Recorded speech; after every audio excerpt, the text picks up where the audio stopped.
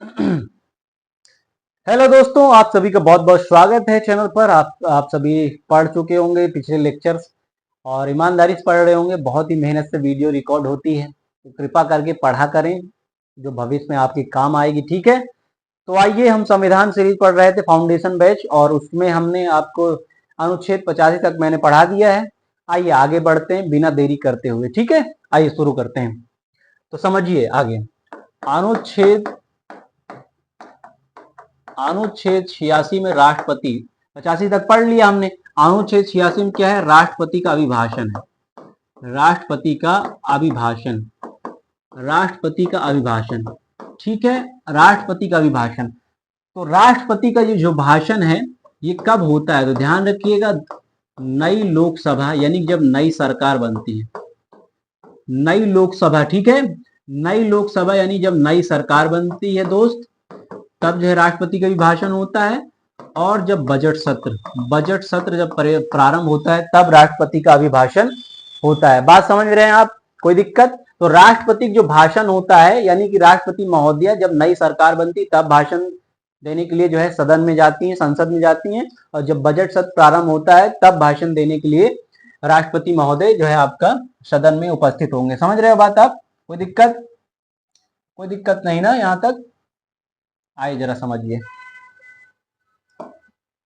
समझिए। और ये जो भाषण है दोस्त, ये जो भाषण है, इसे तैयार कौन करता है? इसे तैयार कौन करता है? तो ध्यान रखिएगा, इसे केंद्रीय मंत्रिमंडल, केंद्रीय मंत्रिमंडल तैयार करता है। केंद्रीय मंत्रिमंडल तैयार करता है। और दोस्त, मंत्रिमंडल में ध्यान रखिएगा, इसमें प्रमुख मंत्री, तो मंत्री परिषद और मंत्रिमंडल में यही तो अंतर होता है। मंत्रिमंडल में प्रमुख मंत्री उपस्थित होते हैं। तो राष्ट्रपति दो ही बार जो है आपका भाषण, इनका भी भाषण होता है, एक नई लोकसभा पर, ठीक है, और जब नई सरकार बनती 5 साल के बाद। और ध्यान रखिएगा, और जब बजट सत्र प्रारंभ हो, भाषण कौन तैयार करता है? केंद्रीय मंत्रिमंडल। कोई दिक्कत? कोई दिक्कत नहीं ना दोस्त? आगे ध्यान समझिए। अनुच्छेद 87, अनुच्छेद 87, अनुच्छेद 87 में क्या है? तो इसमें राष्ट्रपति का विशेष अभिभाषण है। राष्ट्रपति का विशेष अभिभाषण है। राष्ट्रपति क्या है? विशेष अभिभाषण। ये क्या है? विशेष अभिभाषण क्या है? तो ध्यान रखिए, राष्ट्रपति विशेष अभिभाषण एक तो आम चुनाव के बाद होगा, ठीक है, यानी कि आम चुनाव के बाद, यानी कि नई लोकसभा पर। यहां पर क्या कहा गया? नई लोकसभा पर जब आम चुनाव होंगे, तो नई लोकसभा पर राष्ट्रपति अभिभाषण देंगे, ठीक है। और ध्यान रखिएगा, ये जो आम चुनाव के बाद नई लोकसभा पर जो भाषण होगा, ये दोनों सदनों में, ठीक है, राष्ट्रपति जो होंगे वो लोकसभा में जाकर और राज्यसभा में जाकर दोनों जगह जो है आपका भाषण देंगे, ठीक है, ये दोनों सदनों। और ध्यान रखिए, दूसरा पॉइंट, विशेष अभिभाषण में क्या होता है? तो प्रत्येक वर्ष जब सत्र प्रारंभ होगा, प्रत्येक वर्ष जब सत्र प्रारंभ होगा, तब भी राष्ट्रपति जो है आपका भाषण होगा। राष्ट्रपति का भाषण होगा। राष्ट्रपति का भाषण क्या होगा? समझ में आ रही बात? और जो ये आपका सत्र प्रारंभ होगा, तो इसमें भाषण होगा। तो तीसरा पॉइंट याद रखिए, इसमें सरकार की नीतियां, सरकार की जो नीतियां हैं या उद्देश्य हैं, उद्देश्य जो आपका रखे जाते हैं, इस पे चर्चा की जाए, इस पे चर्चा होती है। भाषण में होता क्या है? तो सरकार की नीतियां जो हैं और जो काम कर रही हैं या आने वाली जो नीतियां हैं, उस पे चर्चा की जाती है, ठीक है। उस पे जो भाषण तैयार किया गया मंत्रिमंडल के द्वारा, सरकार जिसकी वही तैयार करे, ठीक है, तो वही भाषण दे। तो ध्यान रखिए, राष्ट्रपति का अभिभाषण नई लोकसभा बजट सत्र पर, ये इसमें 86-87 विशेष अभिभाषण है, जो आम चुनाव बाद नई लोकसभा दोनों सदनों में होता है। प्रत्येक वर्ष जब सत्र प्रारंभ होता है, तब भी भाषण जो है राष्ट्रपति महोदय को होगा या महोदया को होगा। सरकार नीति, इस पे चर्चा किसकी होती है? सरकार की नीतियों के उद्देश्य की, जो वर्तमान में है और जो भविष्य में भी आने वाली नीतियां हैं, उस पे जो है चर्चा होती राष्ट्रपति के अभिभाषण में। कोई दिक्कत बालक यहां तक? कोई दिक्कत नहीं ना? ध्यान समझो दोस्त, आगे चलते हैं, समझते हैं आगे। अनुच्छेद 86 में क्या था? राष्ट्रपति का भाषण। और 87 में क्या था? अनुच्छेद 87 में राष्ट्रपति का विशेष अभिभाषण था। ठीक दोस्त, आइए आगे समझिए, आगे समझिए दोस्त। अनुच्छेद 88, अनुच्छेद 88, अनुच्छेद 88 में क्या है? अनुच्छेद 88 क्या कहता है? तो ध्यान समझिए, अनुच्छेद 88 कहता है, मंत्रियों जो केंद्रीय है, ठीक है, जो यूनियन मिनिस्टर्स हैं, मंत्रियों और जो है आपका महान्यायवादी के विशेष अधिकार, मंत्रियों और महान्यायवादी के कुछ विशेष अधिकारों की चर्चा है, विशेष अधिकार इसमें रखे गए हैं, ठीक है, समझ में आ रही बात। तो अनुच्छेद 88 कहता है दोस्त कि मंत्री जो होते हैं भारत सरकार के, ठीक है, जो केंद्रीय मंत्री मंडल उसमें जो मंत्री हैं, ठीक है, तो केंद्रीय मंत्री और जो महान्यायवादी विशेष अधिकार है, जैसे समझिए अगर लोकसभा का कोई मंत्री है, लोकसभा में अगर कोई मंत्री है, जैसे हमारे गृह मंत्री हैं अमित शाह, अमित शाह जैसे गृह मंत्री हैं, हमारे देश के गृह मंत्री अमित शाह जी हैं, ठीक है, लोकसभा में मंत्री हैं, तो राज्यसभा में अगर वो राज्यसभा जाएं तो जाना चाह सकते हैं, लेकिन वहां वोटिंग नहीं करेंगे, वहां वोटिंग नहीं कर सकते। बात समझ में आ रही बात।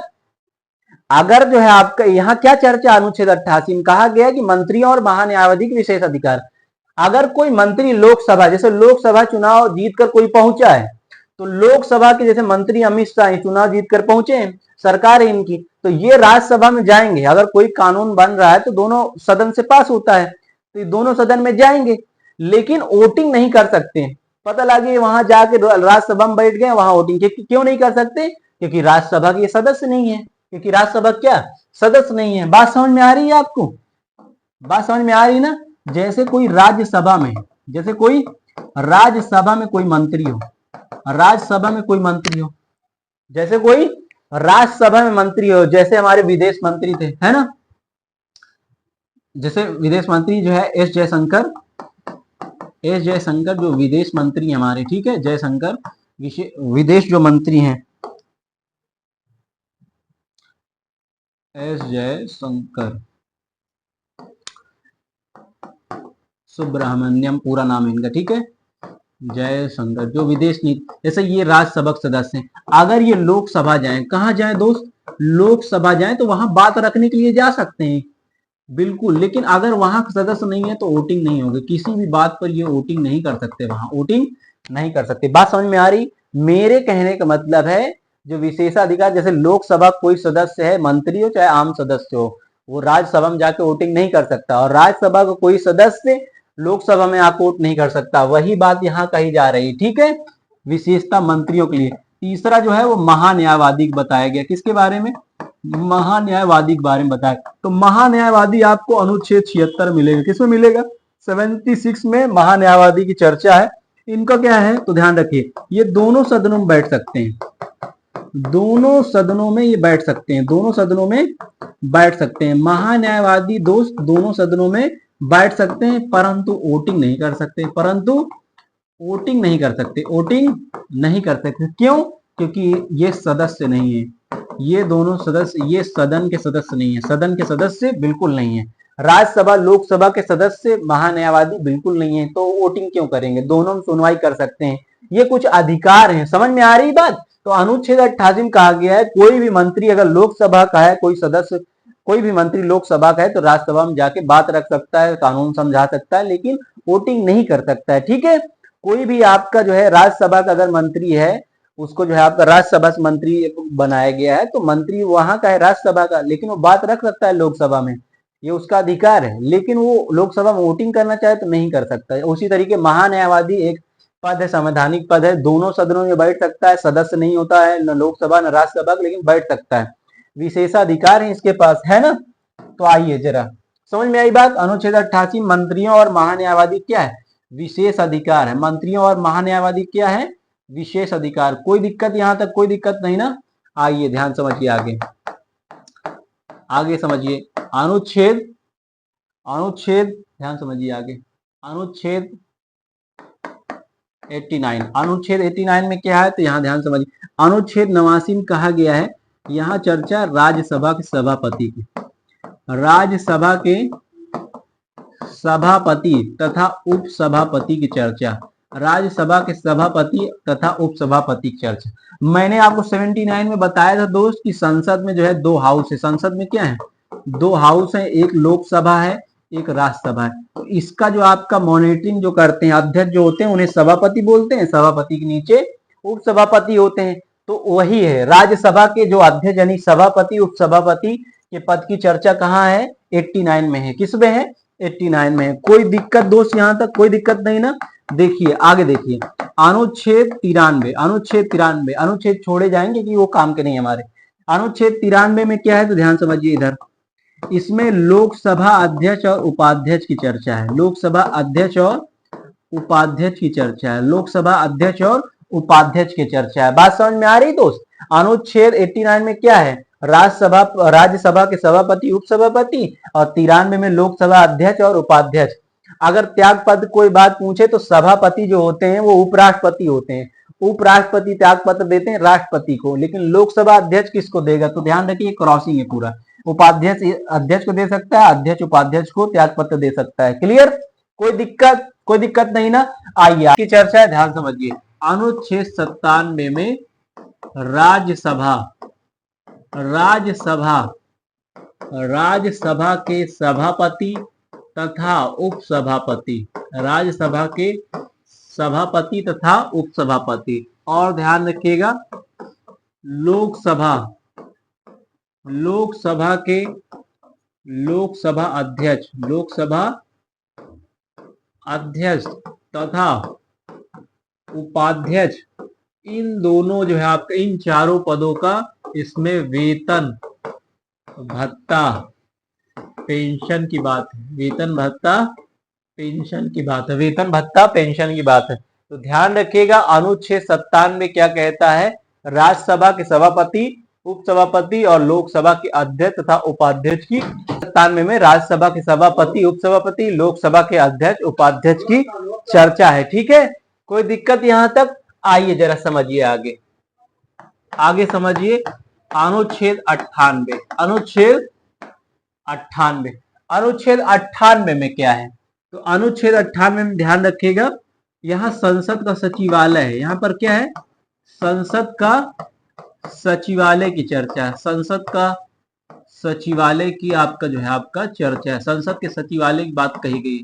संसद के सचिवालय, संसद का सचिवालय क्या है? तो ध्यान रखिएगा, जब भी संसद में कोई कानून बनता है तो उसका जो मसौदा होता है, ड्राफ्ट, यानी कि जो आपका लेखा काम होता है, वो कहाँ होता है? सचिवालय में ही होता है। ठीक है? तो ध्यान रखिएगा, जब भी कोई विधेयक, कोई बिल आता है तो उसका जो है मसौदा कहाँ तैयार होता है? उसका मसौदा यानी कि ड्राफ्ट, मसौदा यानी कि ड्राफ्ट तैयार जो है आपका किधर होता है? तो ये सचिवालय में होता है। तैयार कहाँ होता है? सचिवालय में। कहाँ तैयार होगा? सचिवालय में। बात क्लियर हो रही है? अनुच्छेद 97 में राज्यसभा के सभापति, उपसभापति, लोकसभा अध्यक्ष, उपाध्यक्ष की चर्चा, और अनुच्छेद 98 में संसद का सचिवालय की चर्चा है। इसमें होता क्या है सचिवालय में? तो जब भी कोई नया कानून लाया जाता है तो उसका पूरा जो डॉक्यूमेंट है वो यही रेडी किया जाता है। ठीक है? संसद के सचिवालय में, जहां पर मोस्ट सीनियर आईएएस ऑफिसर बैठे होते हैं। ठीक है? आइए आगे समझिए दोस्त। अनुच्छेद 99, अनुच्छेद 99 क्या कहता है? अनुच्छेद 99 में क्या है? तो ध्यान समझिए, यहां पर संसद के सदस्यों का शपथ और प्रतिज्ञान है। संसद के सदस्य कौन कहलाएंगे? सांसद कहलाएंगे। संसद के जो मेंबर सांसद, ठीक है, उनके संसद के सदस्यों यानी सांसद का यहाँ पर आपका शपथ और प्रतिज्ञान है। शपथ और प्रतिज्ञान रखा गया। शपथ और प्रतिज्ञान कौन दिलाता है? सांसद को शपथ। ठीक है? तो ध्यान रखिएगा, अगर लोकसभा में है तो उसको लोकसभा अध्यक्ष, अगर लोकसभा में है तो उसको लोकसभा अध्यक्ष, अगर राज्यसभा में है तो सभापति, अगर राज्यसभा में है तो सभापति, अगर राज्यसभा में है तो सभापति। बात समझ आ रही है? आपने जो है टीवी प्रोग्राम में भी देखा होगा कि जो है लोकसभा जो है आपका जो हाउस है वहां पर जो है आप सभी सांसदों को बुला के चुनाव के बाद, है ना, उनकी शपथ जो है आपका कराई जाती है। कोई दिक्कत नहीं ना? तो अनुच्छेद 99 में संसद के सदस्य यानी सांसदों के शपथ प्रतिज्ञान की चर्चा है। लोकसभा में तो लोकसभा अध्यक्ष, राज्यसभा के हैं तो सभापति उनको शपथ प्रतिज्ञान दिलाएंगे। कोई दिक्कत नहीं ना? आइए आगे समझिए। अनुच्छेद 100, अनुच्छेद 100 में क्या है? तो अनुच्छेद 100 क्या कहता है? तो ये अनुच्छेद 100 में गण पूर्ति की चर्चा है। किसकी चर्चा है? गण पूर्ति। ये गण पूर्ति क्या होती है? तो ध्यान रखिएगा, न्यूनतम जो है आपका न्यूनतम जो है आपका सदस्य जिससे संसद की कार्यवाही चल सकती है, संसद की कार्यवाही चल सकती है, संसद की कार्यवाही चल सकती है। बात समझ में आ रही है आपको? न्यूनतम सदस्य जो आपका कितने कम सदस्य होना चाहिए जिससे सत्र की बैठक हो सकती है, यानी लोकसभा और राज्यसभा में कार्यवाही के लिए जो कोटा है, ठीक है, गणपूर्ति कोटा, समझ रहे हैं? जैसे समझिए, अगर संसद का जो है सत्र चलना है, संसद का सत्र चलना मतलब वहां कोई कार्यवाही होना है, तो लोकसभा में कितने जो है लोग होंगे जिनसे संसद में जो है कोई काम नियम कानून बनाए जाएंगे, ठीक है, यानी कार्यवाही चलेगी। तो लोकसभा आप जानते हैं यहाँ पर गणपूर्ति जो है आपका टोटल जो सदस्य अभी बचे इसमें 550 552 कुल सीटें थी। अगर मैं बात करूं राज्यसभा की कितनी थी, तो राज्यसभा की कुल जो आपका है वो कितनी सीटें थी, 250। कितनी? 250। तो गणपूर्ति 1/10 है। गणपूर्ति कितना है? 1/10, यानी कोटा। अगर हमें संसद की कार्यवाही चलाना है दोनों सदस्य दोनों हाउसेज में, ठीक है, सदनों में 1/10 उपस्थित हो, तो लोकसभा में कितने लोग उपस्थित होंगे? 55 लोग। और राज्यसभा में कितने लोग उपस्थित होंगे? 25 लोग। तो यानी राज्यसभा की कार्यवाही चलाने के लिए हमें कितना लोग चाहिए? 25 सांसद चाहिए। कितना चाहिए? 25। राज्यसभा की कार्यवाही यानी बैठक चलने के लिए 25 सांसद और लोकसभा की कार्यवाही चलने के लिए, बैठक चलने के लिए 55 सांसद की आवश्यकता होती है, ठीक है। इसी को गणपूर्ति कहा जाता है। इसी को क्या कहा जाता है बच्चा? गणपूर्ति। क्या बोलते हैं? गणपूर्ति। कोई दिक्कत? कोटा समझ रहे हैं आप? सॉरी, कोरम, ठीक है, कोरम बोलते हैं। तो गणपूर्ति समझ में आई? गणपूर्ति का मतलब होता है न्यूनतम जो आपका न्यूनतम जो संख्या है संसद की कार्यवाही, यानी जो सांसद है कितने सांसद बैठेंगे जिससे कार्यवाही चले। तो लोकसभा में 55 और राज्यसभा में 25। कोई दिक्कत? तो अनुच्छेद 97 में सभापति, उपसभापति, अध्यक्ष, उपाध्यक्ष का वेतन भत्ता। संसद का सचिवालय किधर है? अनुच्छेद 98 में है। अनुच्छेद 99 क्या है? जो सांसद है उनका वेतन जो है, सॉरी, सांसद जो लोग होते हैं उनका शपथ प्रतिज्ञान है। अनुच्छेद 100 में गणपूर्ति। गणपूर्ति क्या होती है? कोरम, ठीक है, जिससे जो है कम से कम कम जो है आपका सांसदों की जो है संख्या पर जो है आपका कार्यवाही दोनों सदनों में चलेगी। कोई दिक्कत? कोई दिक्कत नहीं ना? आइए आगे बढ़ते हैं, समझिए आगे। आगे समझिए दोस्त, अगला जो अनुच्छेद है वो 107। 107 जो अनुच्छेद है इसमें क्या है? इसमें विधेयकों का पूरा स्थापन है। इसमें क्या है? विधेयकों का पूरा स्थापन, विधेयकों का पूरा स्थापन, विधेयकों का पूरा स्थापन, विधेयकों का पूरा स्थापन। बात क्लियर हो रही? विधेयकों का पूरा स्थापन। समझिए इधर, पूरा स्थापन का मतलब क्या होता है? इंट्रोड्यूस, क्या करना? इंट्रोड्यूस, इंट्रोड्यूस करना, या कह लीजिए साधारण विधेयक, या कह लीजिए आप साधारण विधेयक। साधारण विधेयक की चर्चा किधर है? अनुच्छेद 107 में। क्या कहने का मतलब है कि जब भी कोई जो है आपका कानून बनता है पहले विधेयक ही रहता है। बिल से एक्ट कैसे बनता है? राष्ट्रपति के सिग्नेचर के द्वारा, है ना? समझिए इधर, तो कैसे किसी विधेयक को लाया जाता है, कैसे इंट्रोड्यूस करवाया जाता है, वो सब कहाँ चर्चा है? वो इसी में है। वो किसमें? इसी में चर्चा की गई, ठीक है। कैसे? समझिए इधर, जब भी हम कोई जो है आपको, जब कार्यवाही यहाँ कैसे चालू होती है, समझिए इधर, जब कोई विधेयक आता है, जैसे एग्जाम्पल में हम ले लेते हैं, एग्जाम्पल में ले लेते हैं हम नागरिकता संशोधन विधेयक। नागरिकता संशोधन विधेयक लाया गया। नागरिकता संशोधन एक विधेयक है, ठीक है। नागरिकता संशोधन विधेयक जैसे है, जिसको शॉर्ट फॉर्म में हम सीएबी बोलते हैं। क्या बोलते हैं? CAB, citizen amendment bill. Citizen amendment bill जो आया था, ठीक है, इसका उदाहरण लेते हैं। अब ये ध्यान रखिएगा, ये अगर जो है आपका इसे हम कुछ इसमें संशोधन करना है तो कैसे इसका काम होगा? तो ये विधेयक है तो समझिए, सबसे पहला इसका मसौदा रेडी होता है। क्या रेडी होता है?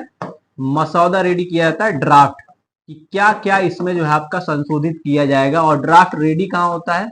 ड्राफ्ट कहाँ तैयार होता है? ड्राफ्ट तैयार होता है संसद के सचिवालय में। संसद के सचिवालय में ड्राफ्ट रेडी कहाँ होता है बेटा? संसद के सचिवालय। संसद के सचिवालय में। बात क्लियर हो रही है? जब मसौदा तैयार हो जाता है तो ये जाता है संबंधित मंत्री के पास। किसके पास जाता है? संबंधित मंत्री, संबंधित मंत्री के पास। जैसे नागरिकता संबंधी मंत्री कौन होगा? तो गृह मंत्री। कौन होगा? गृह मंत्री, होम मिनिस्टर के पास, किसके पास जाएगा? Home minister. नागरिकता संबंधित हमने उदाहरण लिया था। आप समझिए दोस्त इधर क्या कहना है, कोई भी जो है आपका कानून बनने से पहले विधेयक कैसे इंट्रोड्यूस पारित करवाए, उसको कैसे जो है आपका संसद तक पहुंचाया जाता है, कैसे उस पर बात होती है।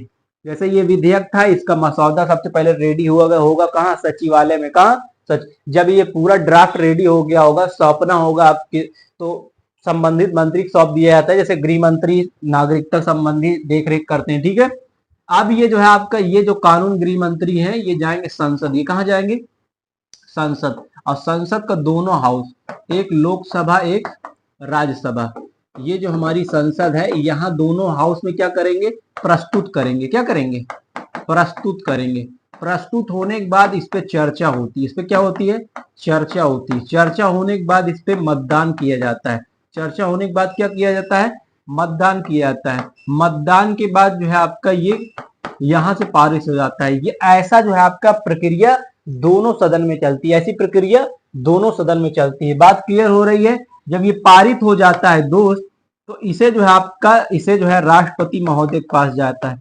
जब दोनों सदन से कोई विधेयक पारित होता है, राष्ट्रपति महोदय इस पे हस्ताक्षर करते हैं। क्या करते हैं? हस्ताक्षर करते हैं, ठीक है।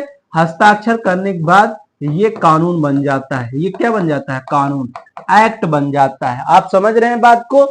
तो ध्यान समझिए। इसीलिए साधारण विधेयक की पूरी जो है आपका विधि यहीं पर बताई, पूरा स्थापन और पारित, कैसे कोई विधेयक कानून बनता है, ठीक है। तो मैंने बताया, जैसे उदाहरण लिया था नागरिकता संशोधन विधेयक का, तो इसका सबसे पहले ड्राफ्ट यानी क्या क्या चाहिए इस कानून में, उसका मसौदा रेडी किया गया होगा। संसद का सचिवालय जो है में मसौदा रेडी किया गया, संबंधित मंत्री के पास। अब ये नागरिकता किससे जुड़ा हुआ मामला है, तो नागरिकता के मामलों को कौन देखता है? गृह मंत्रालय। तो गृह मंत्री के पास जाएगा। गृह मंत्री अब लोक संसद में जाएंगे, ठीक है।